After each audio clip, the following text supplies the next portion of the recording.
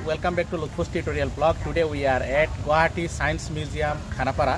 Here we are at Biodiversity Park as well as Jurassic Park, and this is a very beautiful and renovated park. Recently they have renovated all these things and so many species they have installed here. So today we will see everything here. So please be with us and enjoy the dinosaur কিংবা Mosasaurus কোনো রূপকথার গল্পের কাল্পনিক প্রাণী নয়। একটা সময় পৃথিবীর বুকে দাঁড়িয়ে দাপিয়ে বেড়াতো এসব প্রকাণ্ড ডাইনোসর ও মোসাসরাস। তারপর পৃথিবীতে জন্ম নেয় স্তন্যপায়ী প্রাণী। এদের আয়তনও নেহাত কম ছিল না। আজকের বাঘ সিংহের চেয়েও বহুগুণ হিংস্র ছিল তাদের স্বভাব। পৃথিবীর বুক থেকে এসব বিলুপ্ত হয়ে গেছে ঠিকই, তবে আজও জীবিত রয়েছে তাদের বংশধর, যদিও বিবর্তনের সূত্র মেনে কমেছে আয়তন। দেখে নেওয়া যাক আজকের এই ভিডিওয়ে এমন কিছু প্রজাতি ও তাদের পূর্বপুরুষদের। পৃথিবীতে প্রায় ৩,৪০০ প্রজাতির বেশি ডাইনোসর ছিল বলে গবেষণায় উল্লেখ করা হয়, যার বেশিরভাগেরই জীবাশ্ম বা অস্তিত্ব আজ নেই। তবে এদের বিচরণ ছিল পৃথিবীর প্রতিটি মহাদেশেই, এমনকি অ্যান্টার্কটিকায়ও এদের অস্তিত্বের প্রমাণ পাওয়া গেছে। ডাইনোসর শব্দটি মনে হতেই চোখের সামনে ভেসে ওঠে বিশালদেহী প্রাণীর অবয়ব। যেসব প্রাণী একসময় পৃথিবীর সবচেয়ে বিশাল ও শক্তিশালী প্রাণী হিসেবে পৃথিবীতে বিচরণ করত বলে অনেকের ধারণা। এদের যে এসব জীবাশ্ম রয়েছে তা থেকে বিশ্লেষিত তথ্য আমাদের এ ধারণাই দেয় যে পাখির থেরোপড ডাইনোসরেরই বিবর্তিত রূপ। বিজ্ঞানীদের মতে ডাইনোসররা নিশ্চিহ্ন হয়ে গিয়েছিল পৃথিবীর উপর এক বিশাল গ্রহাণুর আঘাতের পরিণামে। একদল বিজ্ঞানী সেই ঘটনাটির বিশদ বিবরণ তৈরি করেছেন সেকেন্ড, মিনিট, ঘন্টা ধরে ধরে।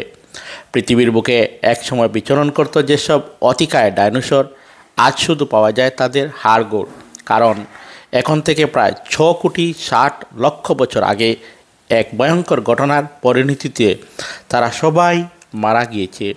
গবেষকরা মনে করেন পৃথিবীতে এক বিরাট আকারের গ্রহাণুর আঘাত, বিস্ফোরণ ও পরিবেশগত পরিবর্তন এদের নিশ্চিহ্ন হওয়ার কারণ।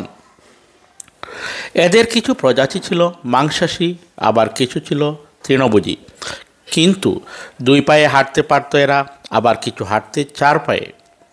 কোনোটির উচ্চতা ছিল প্রায় ১০০ ফুট, আবার কোনোটা ছিল ছোট। এ পর্যন্ত ডাইনোসরের আবিষ্কৃত প্রজাতির সংখ্যা প্রায় ৫০০। তবে জীবাশ্ম রেকর্ডের ভিত্তিতে ১৮৫০টি প্রজাতির সন্ধান পাওয়া যায় বলে মনে করা হচ্ছে, অর্থাৎ এখনও প্রায় ৭৫% প্রজাতি আবিষ্কারের অপেক্ষায় রয়েছে, যার বেশিরভাগেরই অস্তিত্ব বর্তমানে টিকে থাকা জীবাশ্মে নেই।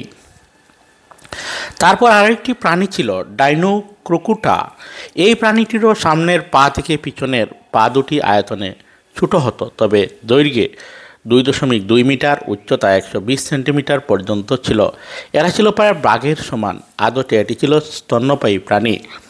আজকের দিনে হিংস্র হায়েনার পূর্বপুরুষও বলা যায় এদের।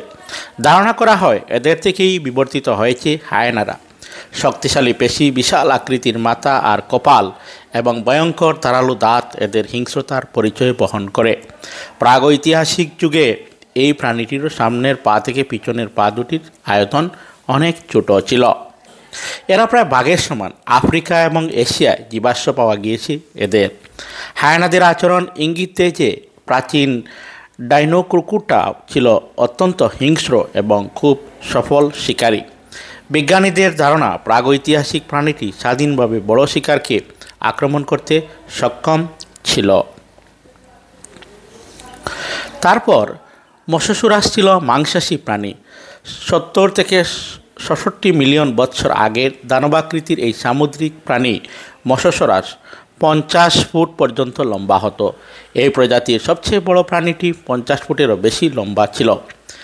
ক্রিটেসিয়াস যুগে সামুদ্রিক প্রাণী মোসাসরাস ইউরোপ ও উত্তর আমেরিকা অঞ্চলে এদের ছিল বসবাস। ফ্রান্সের central lower valley, south Dakota এবং নেব্রাস্কার মতো জায়গায় এদের জীবাশ্ম পাওয়া গিয়েছে। বিশাল দেহ, শক্তিশালী চোয়াল, শক্তিশালী লেজ আর ধারালো দাঁত এদের সমুদ্রের রাক্ষসের খেতাব দিয়েছিল। সমুদ্রের বহু প্রাণী এদের এড়িয়ে যেত। জীবাশ্মবিদরা প্রাথমিকভাবে সন্দেহ করেছিলেন যে মৎস্যসুরাস একটি প্রাচীন কুমির, কিন্তু শেষ পর্যন্ত এটি স্পষ্ট হয়ে উঠে যে এটি সম্পূর্ণ ভিন্ন প্রজাতির জলজ সরীসৃপ।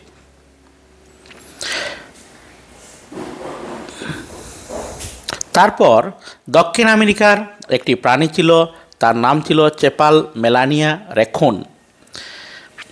এরা মূলত চেপাল মেলানিয়া রেকুন নামে বেশি পরিচিত। আমেরিকার চেপাল মেলালে সর্বপ্রথম ভালুকের এই প্রজাতির সন্ধান পাওয়া যায়।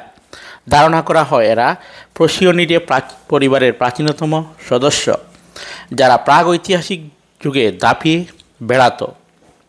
একটি রেকুন সাধারণত দৈর্ঘ্য গড়ে 1 ফুটের কাছাকাছি হয়ে থাকে, তবে এদের পূর্বপুরুষরা লম্বায় প্রায় 1.3 মিটার অর্থাৎ 4 ফুট এবং উচ্চতা হতো প্রায় 70 সেন্টিমিটার পর্যন্ত।